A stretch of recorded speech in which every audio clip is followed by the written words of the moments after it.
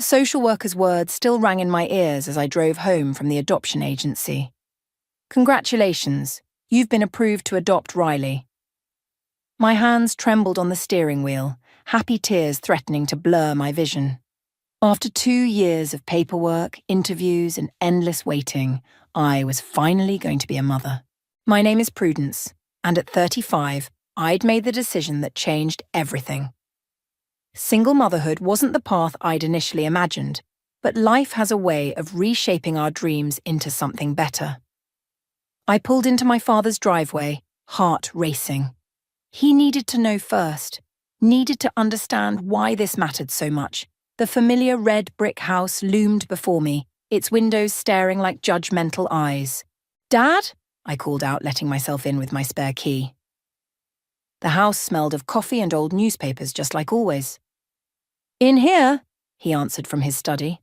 I found him behind his mahogany desk, reading glasses perched on his nose, surrounded by the law books that had been his life's work.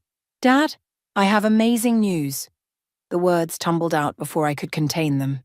He looked up, his expression already guarded. "What is it?" "I've been approved for adoption. I'm going to be a mother."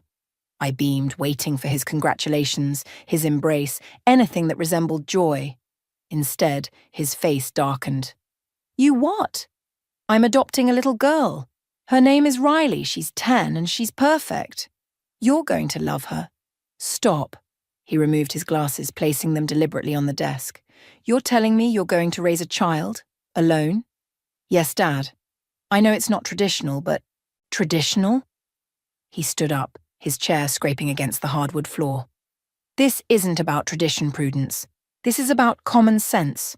A child needs 2 parents, a proper family structure. That's not true anymore. Times have changed. Single parents are setting themselves and their children up for failure." His words cut through the air like steel. "I won't support this foolishness." I stepped back, stunned. "Support?" "I'm not asking for your support, Dad. I'm telling you you're going to be a grandfather." "No." He shook his head. "No, I won't be. If you go through with this, you're no daughter of mine." The room spun. "You don't mean that." "I do. You've always been headstrong, Prudence, but this crosses a line. What will people say? A single woman adopting. It's unnatural." "Unnatural?" My voice cracked. "What's unnatural is denying a child love because of some outdated belief system." "Get out!" His voice was quiet, controlled, deadly. "Dad, please, get out!" He slammed his hand on the desk, making me jump. "If you want to destroy your life, fine. But I won't watch it happen. I won't be part of it." Tears burned my eyes, but I refused to let them fall. Not here. Not in front of him. "You know what? You're right about one thing. I am headstrong, and I'm going to give Riley the most amazing life, with or without your blessing." I turned to leave, but stopped at the door. "And Dad, when she asks about her grandfather, I'll tell her the truth, that he chose his pride over love." The drive home was a blur. I barely made it through my front door before collapsing onto the couch, sobs racking my body. My phone buzzed, Zariah calling. I answered, trying to steady my voice. "How'd it go with your dad?" she asked. "He disowned me." The words felt surreal leaving my mouth. "He what?" Zariah's outrage was immediate. "Oh, honey, I'm coming over. Right now, with wine." "No, I'm okay. Not a request. See you in 15. I hung up and looked around my apartment, soon to be Riley's home too. The spare room was already painted sunshine yellow, waiting for her arrival. A stuffed giraffe sat in the corner, its long neck slightly crooked, just like Riley's smile in her photo. My father's words echoed in my head, but they couldn't drown out the memory of Riley's laugh during our first meeting. The way she'd shown me her favourite book, explaining the plot with such enthusiasm, how she'd asked hesitantly if she could call me Mom someday. The doorbell rang, Zariah, true to her word. As I got up to answer it, I caught my reflection in the window. Despite everything, I was smiling. Because in 2 weeks, Riley would walk through this door, and we'd start our own kind of family. One built on love, not tradition. My father might have closed his door on us, but I was about to open a new one. And nothing, Not his judgment, not society's expectations, not anyone's disapproval could stop me now. "Mom, can I have another cookie?" Riley asked, her homework spread across our kitchen table, coloured pencils rolling dangerously close to the edge. "After you finish your math," I replied, typing furiously on my laptop. 3 weeks into motherhood, and we'd fallen into a comfortable routine, but the words burning inside me needed to come out. "What are you writing?" She peered over my shoulder, cookie forgotten. "Just thoughts." I minimized the document quickly, but not before she caught a glimpse. "Is it about Grandpa?" My fingers froze over the keyboard. "What makes you think that?" "Because you get that look whenever you write, like you're sad and mad at the same time." Riley's perception never ceased to amaze me. The doorbell saved me from responding. Zariah burst in, arms full of takeout bags. "I brought Thai food and news." Riley bounced up. "Is it about your magazine?" "Better." Zariah set the food down, grinning. "I showed your mum's writing to my editor friend." I nearly choked on my water. "You did what?" "The piece you sent me last week, about family expectations and modern parenthood. She wants to publish it in next month's issue." "Zariah? That was private. I wrote it at 3 a.m. when I couldn't sleep." "And it's brilliant." She started unpacking containers of pad thai. Raw, honest, angry in all the right ways. People need to read it. Riley looked between us, eyes wide. "Mum, you're going to be published?" "No, I'm not." "Yes, she is," Zariah interrupted, "because I already told Janet you'd do it." "I'm going to kill you." "You're going to thank me." She handed me a business card. "Call her tomorrow. The piece needs minimal editing, and she wants to discuss more contributions." Later, after Riley was in bed, Zariah and I sat on the balcony with wine glasses in hand. The city lights twinkled below, a perfect backdrop for confronting hard truths. "I'm not a writer," I said quietly. "Bullshit. I've read your journal entries since college. You've always been a writer, you just never had the right motivation." "Spite isn't the right motivation." "No?" She raised an eyebrow. "Some of the best art comes from pain, from anger, from proving people wrong." I swirled my wine, watching the red liquid catch the light. "He hasn't called once, you know. Not even to check if Riley's settled in." "Then write about it. Write about all of it. The judgment, the silence, the way society still looks at single mothers like we're some kind of failure." "We? Hey! Being divorced with 2 kids isn't exactly the white picket fence dream either." She clinked her glass against mine. "But look at us. Your daughter's thriving, my boys are happy, and the world hasn't ended because we don't fit the traditional mold." My phone buzzed. An email from Janet, the editor. The subject line read, "Your voice matters." "What if I'm not ready to share this with the world?" I whispered. "Remember what you told Riley last week when she was scared to join the school play?" I smiled despite myself. Being scared means it matters. "Exactly." Zariah stood up, gathering her things. "Call Janet tomorrow, start writing. Turn all this pain into something powerful." After she left, I opened my laptop again. The document I'd been working on stared back at me, cursor blinking accusingly. I'd titled it, "The Cost of Unconditional Love." My fingers moved across the keyboard, finding words I didn't know I had. "Dear Dad, you taught me that family means sacrifice. What you never understood is that I didn't sacrifice Riley for your approval. I sacrificed your approval for Riley. And I'd do it again, every single day." The words flowed easier now, like a dam breaking. I wrote about the day he turned his back on us, about Riley's first night home, about the strength I found in choosing love over tradition, about how sometimes family isn't what we're born into, but what we build from the ashes of expectations. At midnight, Riley padded into the room in her pajamas. "Can't sleep?" I saved the document and opened my arms. She crawled into my lap, still small enough to fit perfectly. "Just working on something important." "Is it going to help other people? Like me? Like you?" She nodded against my shoulder. "Kids who need different kinds of families." My throat tightened. "Yeah, baby, I hope it does." "Then you should do it," she said simply, with all the wisdom of her 10 years. "Even if it's scary." I held her closer, breathing in the scent of her strawberry shampoo. Tomorrow I'd call Janet. Tomorrow I'd start turning my private pain into public purpose. But tonight, I just sat with my daughter, grateful for the twist of fate that brought us together, despite everything, or maybe because of it. "Your piece crashed our website," Janet announced over coffee, sliding her tablet across the table. "Look at these numbers." I nearly spilled my latte. The statistics were staggering. Hundreds of thousands of shares, comments flooding in from around the world. My story about choosing Riley over my father's approval had gone viral overnight. "I've never seen anything like it," Janet continued. "People are demanding more. They want to know what happened next, how you're coping, what your father—" "He doesn't know about the article," I interrupted, my stomach churning. "He doesn't read lifestyle magazines." "He might not, but someone he knows definitely does. This is spreading like wildfire on social media." My phone buzzed. Zariah. "Have you seen Twitter? Aksha Prudence's pen is trending." I excused myself from Janet and stepped outside the cafe to take the call. "This is insane," I whispered. "I never meant for it to blow up like this." "Are you kidding? This is exactly what needed to happen. You're giving voice to everyone who's ever been judged for their family choices." Back inside, Janet was already planning next steps. "We need to strike while the iron's hot.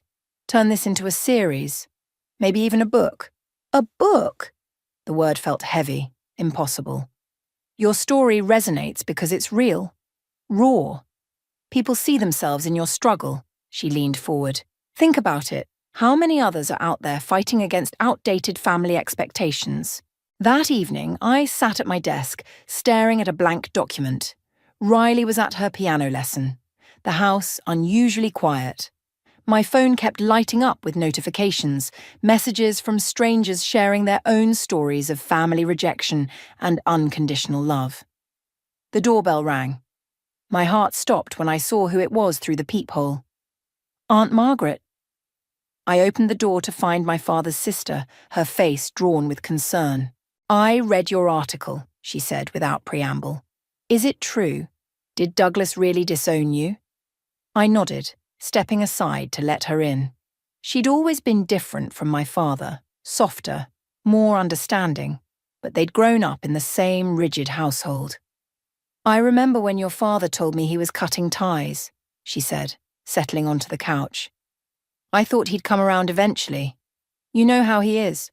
Proud, stubborn. Like father, like daughter," I managed a weak smile. "No." She shook her head firmly.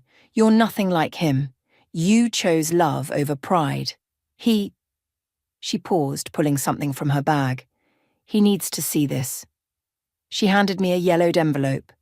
Inside were old photographs. My father as a young man standing with a woman I'd never seen before. "That's Sarah," Aunt Margaret explained. "Your father was engaged to her before he met your mother. His parents disapproved because she was divorced. He chose their approval over love, and it haunted him. Still does." The photograph trembled in my hands. "Why are you telling me this?" "Because history is repeating itself, but you're brave enough to break the cycle." She squeezed my hand. "Keep writing, Prudence. Make him see what he's doing." After she left, I sat down at my computer again. The words came easier now, fueled by this new understanding.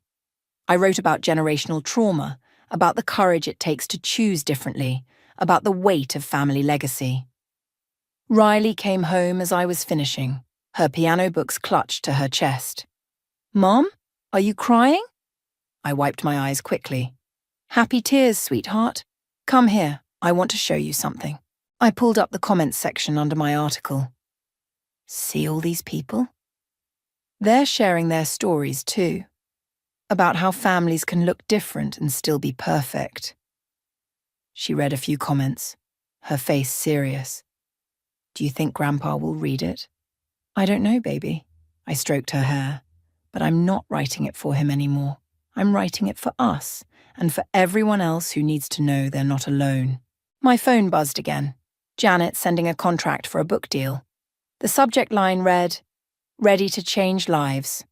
Riley peered at the screen. "You should do it, Mom. Your words are like magic. They're helping people feel better. I looked at my daughter, wise beyond her years, then at the old photograph of my father and Sarah. The past and present collided in that moment, showing me exactly what I needed to write next. Opening a new document, I typed the first line of what would become my book. Sometimes the bravest thing we can do is let go of the family we were born into to create the family we were meant to have. The cursor blinked, waiting for more, and this time, I was ready to give it everything. Your manuscript made me cry 3 times, and I'm not even through the first half, Yusef said, adjusting his glasses as he sat across from me in his office. The literary agent's desk was covered with sticky notes and coffee cups, my draft prominently displayed on his tablet. Is that good? I shifted in my chair, still uncomfortable with the idea that my personal pain could be marketable. It's beyond good, Prudence. It's exactly what the market needs right now. He turned his tablet around, showing me his notes. The way you weave Riley's adoption story with your father's rejection, then connect it to broader themes of family evolution. It's powerful stuff. A knock at the door interrupted us. His assistant poked her head in. Sorry, but you need to see this. She handed Yusef her phone. His eyes widened. Well, this changes everything. What is it? He turned the phone toward me. Someone had shared my original magazine article in a popular parenting forum.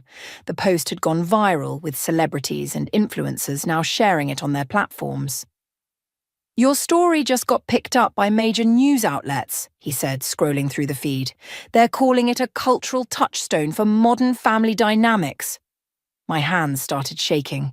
This wasn't supposed to happen. It was just supposed to be a book about truth, Yusef finished. And truth resonates. Look at these comments. I read through them, tears welling up. Reading this saved my marriage. I finally stood up to my in-laws about their treatment of our adopted son. I'm a single dad by choice. Thank you for making me feel less alone. Your father sounds exactly like mine. I haven't spoken to him in 15 years because I married the wrong person. We need to fast-track this, Yusef declared, already dialing his phone. I'm calling publishers now. We're looking at a bidding war. That evening, I walked into our apartment to find Riley and Zariah attempting to bake cookies. The kitchen looked like a flour bomb had exploded. Mom! Riley ran to hug me, leaving white handprints on my black blazer. Did you sign with the book people? Not yet, sweetie, but she's about to become a famous author, Zariah finished, wiping her hands on a towel. Spill everything. I sank into a kitchen chair, overwhelmed. Multiple publishers are interested. Yusef thinks we could have a deal by next week. He's talking about book tours, speaking engagements. Speaking engagements? Riley's eyes lit up. Like on stage? Maybe, but that means I'd have to travel sometimes. Are you okay with that? She considered this seriously, flour still dusting her nose. Only if I get to come too. And if Aunt Zariah stays with me when you're busy. Obviously, Zariah snorted. Someone has to keep you from surviving on pizza and ice cream. My phone buzzed. Another email from Yusef. The subject line made my heart stop. Oprah's book club interested. Holy shit, Zariah whispered, reading over my shoulder. Language, Riley and I said simultaneously, then burst out laughing. Later that night, after Riley was asleep and Zariah had gone home, I sat on our balcony with my laptop. The city lights blurred as I typed, pouring out the next chapter of my book. The funny thing about choosing your own path is that you never walk it alone. For every door that closes, another opens, bringing new family, new friends, new possibilities. The trick is being brave enough to step through. My phone rang. An unknown number. I answered cautiously. Prudence, a woman's trembling voice. You don't know me, but I'm Sarah. Your Aunt Margaret gave me your number. The woman from the photograph, my father's almost wife. I read your article, she continued. It's like reading my own story, except you were stronger than I was. You chose love. Did you? I swallowed hard. Did you ever regret letting him go? Every day, but reading your words, seeing you break the cycle, it heals something in me too. After we hung up, I added a new paragraph to my manuscript. Sometimes our choices echo through generations, rippling outward to touch lives we never knew we'd reach. My father taught me that family means sacrifice. What he never expected was that his lesson would teach others to sacrifice the very traditions he held so dear. My phone buzzed again. Yusuf sending the first publisher's offer. The advance was more money than I'd ever seen, but it wasn't about the money anymore. It was about all the Sarahs out there, all the Rileys, all the fathers still clinging to outdated ideals. I clicked accept on the offer, then closed my laptop. Tomorrow would bring new challenges, new opportunities, new chances to speak truth to power. But tonight, I just listened to my daughter's soft breathing from the next room, grateful for the courage to choose this path, wherever it might lead. And now, please welcome to the stage the author of Choosing Us, a modern family manifesto, Prudence. The applause was deafening as I walked onto the stage of the Barnes & Noble flagship store. 6 months after the book's release, and I still wasn't used to this. Riley sat in the front row, beaming, while Zariah filmed everything on her phone. "Thank you all for coming," I began, adjusting the microphone. When I wrote about my father disowning me for adopting my daughter, I never imagined, "We love you, Prudence," someone shouted from the crowd. I laughed, tension easing.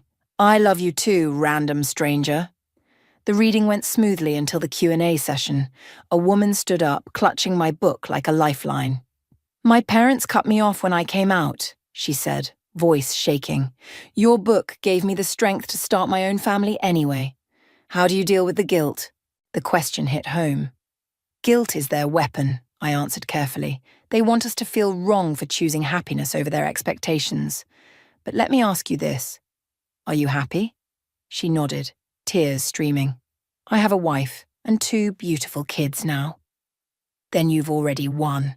The guilt isn't yours to carry." After the signing, Yusuf pulled me aside. "The numbers are in. You've hit the New York Times bestseller list. #1. Riley overheard and squealed, throwing her arms around me. "Mom, you're famous!"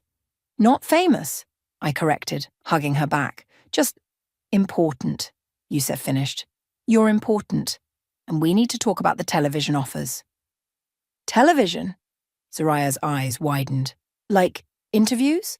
Like adaptation rights? Multiple streaming services want to turn the book into a series." My head spun.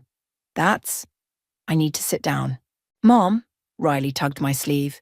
"Someone's trying to get your attention." I turned to see an elderly woman hovering nearby, her hands trembling around a copy of my book.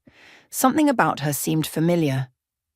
"I'm sorry to interrupt," she said softly. "I'm Margaret's friend, Ruth.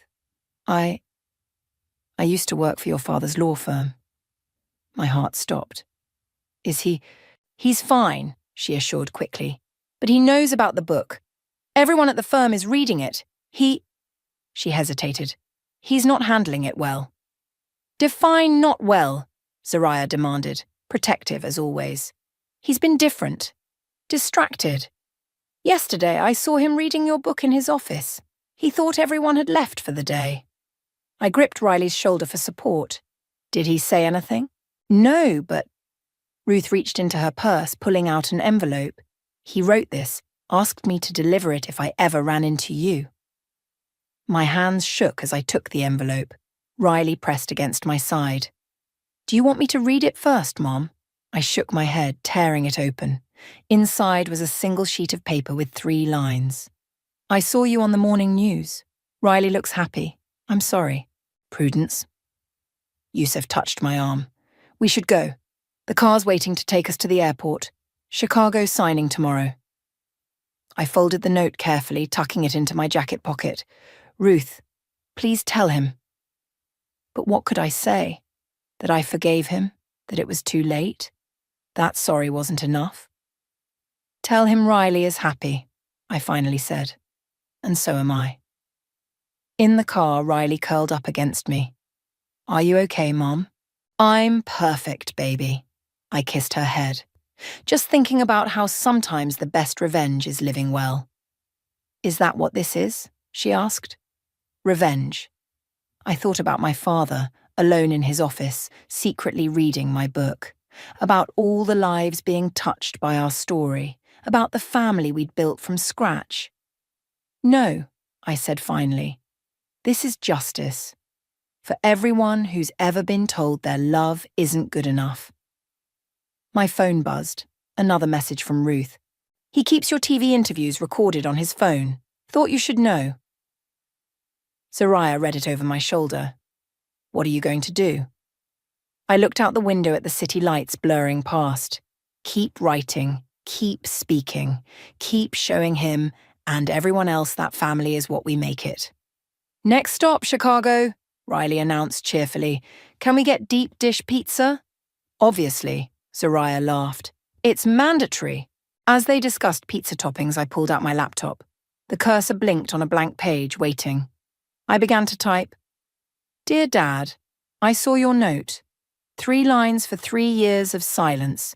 But here's what you need to know. While you were watching me on TV, I was busy living, and that's a story worth telling." The words flowed easier now, carrying the weight of success, of vindication, of healing.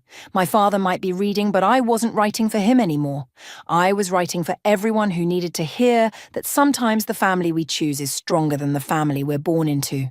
And that was worth all the bestseller lists in the world. "He's here," Zariah hissed into her phone, "in the lobby of your hotel. Right now." I gripped my coffee cup tighter, nearly spilling it on my hotel room carpet. "What?" "Your father. He's downstairs asking for your room number." My heart hammered against my ribs. After 8 months of book tours, interviews, and success, he chooses now. Does he look okay? He looks old, Prue, and scared. Should I tell him to leave? I glanced at Riley, still asleep in the hotel bed, tangled in white sheets. "We were in Boston for the last stop of the tour." "No. Tell him to meet me in the hotel restaurant in 20 minutes. After waking Riley and arranging for Zariah to watch her, I took the elevator down. Each floor pinged like a countdown to something inevitable. The restaurant was nearly empty at this early hour. My father sat alone at a corner table, his once black hair now completely grey. He stood when he saw me, then seemed unsure whether to remain standing or sit back down. "Hello, Prudence." "Dad." I sat across from him, grateful for the table between us. A waitress appeared with coffee. We both ordered, then sat in thick silence until she left. "I've read your book," he finally said. 3 times. "I know. Ruth told me." He flinched. "Of course she did." He pulled something from his briefcase, a worn copy of my book, pages dog-eared and marked with sticky notes. "You wrote about Sarah. Aunt Margaret told me the story. Did she tell you I've regretted it every day since?" His hands shook as he opened the book to a marked page. When I read this part, about choosing love over tradition, it was like reading my own thoughts from 40 years ago. Except you were braver than I was. "Dad, let me finish, please." He took a shaky breath. "I watched every interview. I saw how happy Riley is, how successful you've become, and I realized I was doing to you exactly what my parents did to me with Sarah. I was perpetuating the same cycle of pain. The waitress returned with our breakfast. Neither of us touched it. "Why now?" I asked. "Why show up here today?" "Because I saw your interview yesterday, the one where they asked about reconciliation." He met my eyes. "You said the door isn't locked, but whoever walks through it better be ready to accept us as we are. And are you ready?" He pulled another item from his briefcase, a framed photograph. It showed him and Sarah, young and in love. "I found this in my attic last week. Looking at it, all I could think was how much you look like her. She had your strength, your conviction. I was too weak to stand up for her then. I don't want to be too weak to stand up for you now." "It's not about standing up for me anymore," I said quietly. "It's about accepting that family doesn't have to look like what you thought it should." "I know." He pushed the photo toward me. "I want you to have this. And I'd like to meet my granddaughter, properly this time." My phone buzzed. Zariah texting from upstairs. "Riley's asking where you are. Everything okay?" "She's here?" My father's voice cracked. In the hotel? I studied him carefully. Yes. But before you meet her, I need you to understand something. She's not a do-over for your past mistakes. She's not a band-aid for our relationship. She's her own person. And if you want to be in her life, it has to be for her, not for your redemption. I understand. He reached for his coffee, then set it down without drinking. I've been seeing a therapist, working through things. She helped me see how much damage rigid thinking can do across generations. And what happens next time I do something that doesn't fit your worldview? I'm learning to expand my worldview. He smiled sadly. Your book helped with that, actually. You're quite a writer. My phone buzzed again. Riley's getting worried. Should I bring her down? I looked at my father. Really looked at him. Past the grey hair and designer suit, I saw something I'd never seen before. Vulnerability. Wait here, I said, standing up. I'll go get her. But Dad, if this is another false start, it's not. He straightened his tie nervously. I'm ready to be the father you deserved, the grandfather Riley deserves. As I rode the elevator back up, I thought about cycles breaking, about doors opening, about the courage it takes to walk through them. Maybe this was just another chapter in our story, but maybe, just maybe, it could be the chapter where healing begins. Riley was waiting by the elevator, still in her pajamas, Zariah hovering protectively behind her. Mum? Is he really here? I took her hand, squeezing gently. Yes, baby. Want to meet your grandfather? She nodded, and together we stepped toward whatever came next. Are you sure about this? Yusuf asked, adjusting my microphone. We can still cancel. I shook my head, watching the line of people snake around the bookstore. My father stood somewhere in that line, waiting his turn like everyone else. He'd insisted on it, despite my offer to meet privately. It needs to be public, he'd said. Like your pain was public. Now, sitting at the signing table, I could see Riley chatting with the store manager, proudly wearing her author's daughter t-shirt. 3 months had passed since the hotel meeting in Boston. 3 months of careful Sunday dinners, tentative phone calls, and slowly rebuilding trust. Next in line, please, the store assistant called. A young woman approached, tears already streaming. Your book saved my marriage, she whispered. My husband and I adopted after years of infertility, and my in-laws, well, you know. I did know. I signed her book with shaking hands. Choose love, always. The line moved steadily. Each person carried a story. Each signature felt like a promise. Then suddenly he was there. My father stood before the table, holding a fresh copy of my book. The store grew quiet, many readers recognizing him from the interviews where I'd told our story. I'd like my daughter to sign my book, he said clearly, his voice carrying across the hushed room. If she's willing. Riley appeared at my side, squeezing my hand under the table.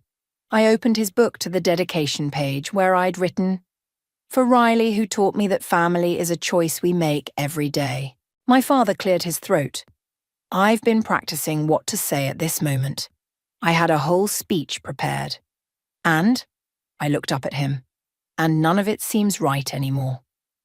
He placed something else on the table, a legal document. So, I'll let this speak instead. I picked up the papers, reading quickly, my eyes widened. Dad, this is the paperwork to make Riley's adoption official in every possible way. I've set up a trust fund for her education, listed her as my heir in my will, everything I should have done 3 years ago. Riley peered at the documents. Does this mean you're really my grandfather now? I've always been your grandfather, he said softly. I was just too foolish to see it. The store was absolutely silent now, everyone watching our private moment play out in public.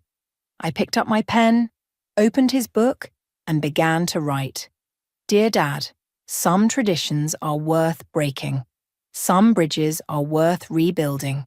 Thank you for choosing us, finally. Love, Prudence. There's more, he said, pulling another envelope from his jacket. I found Sarah. My hand froze mid-signature. What? She's living in Seattle.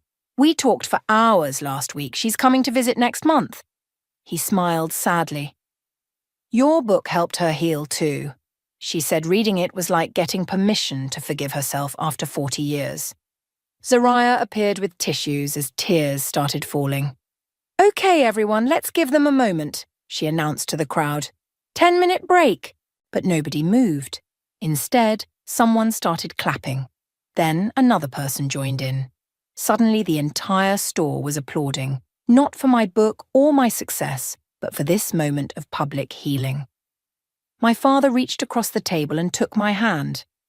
I'm not asking for everything to be perfect, he said. I'm just asking for the chance to be better. Riley tugged at his sleeve. Does this mean you'll come to my piano recital next week? Front row, he promised. With flowers? I signed the last page of his book with a postscript. P.S. Sarah would be proud of you too. As he walked away, clutching the signed book, Youssef leaned in. Now, that's going in the paperback edition's epilogue. The rest of the signing passed in a blur. Later, over dinner at my father's house, the same house where he'd once thrown me out, Riley played piano while he showed me old photo albums. I found these in the attic, he said, pointing to pictures of my childhood. I thought maybe we could make new ones, better ones. I'd like that, I said, watching Riley teach him the basics of her latest piano piece. His fingers were clumsy on the keys, but he tried anyway, making her giggle. My phone buzzed. A message from Sarah. Your father told me about today. Thank you for showing him there's always a way back to love. I watched my father and daughter playing an off-key duet, their laughter filling the room that had once echoed with angry words. Sometimes the best endings aren't really endings at all, but new beginnings in disguise. Taking out my phone, I snapped a picture of them at the piano, the first of many new memories to come. Ready? Riley adjusted her graduation cap in the mirror, her hands trembling slightly. Almost. I pinned back a stray curl. There. Perfect. A knock at the door made us both turn. My father stood there, looking dapper in his suit, holding a bouquet of yellow roses. The auditorium's filling up. They're saving seats for the valedictorians family in the front row. Riley smoothed her speech cards nervously. What if I mess up? Impossible, he said, handing her the flowers. You're a natural speaker, just like your mom. We made our way through the school hallways, passing other graduates and their families. A woman stopped me, touching my arm. I just wanted to say, your latest book about reconciliation helped me reach out to my own daughter. We're talking again after 5 years. Mom's good at fixing broken things, Riley said proudly. No, I corrected. People fix themselves. Sometimes they just need permission to try. In the auditorium, Sarah sat next to Zariah, saving our seats. After reconnecting with my father, she'd become a regular part of our extended family. The what might have been turned into what finally is. There's my favourite graduate. Sarah stood to hug Riley. Ready to knock their socks off? I think I'm going to throw up. That's how you know it matters, my father and I said simultaneously, then laughed at the familiar phrase. As Riley took her place with the other graduates, I watched my father pull something from his pocket. A worn copy of my first book. He still carried it everywhere, its pages now soft with use. Reading it again? I asked. Always find something new, he replied. Today it reminded me how close I came to missing all this. He gestured to our unlikely family gathering, Sarah, Zariah, Youssef, who'd just slipped in, even Aunt Margaret in the back row. The ceremony began. When Riley stood to deliver her speech, my father gripped my hand. My mum taught me that family isn't about matching DNA or meeting expectations, Riley began, her voice strong and clear. It's about choosing each other, every day, even when it's hard. Especially when it's hard. She looked directly at us. 3 years ago, my grandfather taught me something too, that it's never too late to choose differently, to choose better, to choose love. My father's hand tightened around mine. So as we graduate today, heading into an uncertain future, remember this. The families we're born into shape us, but the families we build define us. And sometimes, If we're very lucky, those families find their way back to each other. The applause was deafening. Through my tears, I saw my father wiping his eyes with his handkerchief. "She's remarkable," Sarah whispered. "She is," my father agreed, "because Prudence gave her the freedom to be herself, something I never gave you, or her." "But you learned," I said softly. "That's what matters." After the ceremony, amid the chaos of photos and congratulations, Riley pulled us all together. "I have an announcement," she said, practically bouncing with excitement. "I got accepted into the creative writing program." "Following in your mother's footsteps?" Zariah teased. "Actually," Riley pulled out her own worn notebook. "I've been working on something, about a girl whose family breaks apart, then puts itself back together in a better way, with help from her mom, and her grandfather, and some unexpected additions." My father leafed through the pages, his hands gentle. "You've been writing our story?" "Our whole story," Riley corrected. "The hard parts and the good parts. Because people need to know that happy endings don't just happen. You have to choose them, over and over again." Looking around at our gathered family, the one we'd built from broken pieces and second chances, I realized Riley was right. Every day was a choice. Every reconciliation was a decision to try again. Every family was a work in progress. "What are you going to call it?" Sarah asked. Riley smiled, taking the notebook back. "I'm thinking, the choice we make." My father pulled out his old copy of my book, placing it next to Riley's notebook. 2 generations of stories, 2 perspectives on the same journey. "I think," he said quietly, "that's exactly what it's always been about." As we headed to the celebration dinner, Riley linked arms with both me and my father. Behind us, Sarah and Zariah debated the merits of various writing programs, while Youssef called ahead to confirm our reservation. "Mom?" Riley whispered. "Are you happy?" I looked at my father, who was already planning writing workshops with his granddaughter, at Sarah, who'd found her way back to us, at the family we'd created against all odds and expectations. "Yes," I said, "because we chose to be." And in the end, that made all the difference.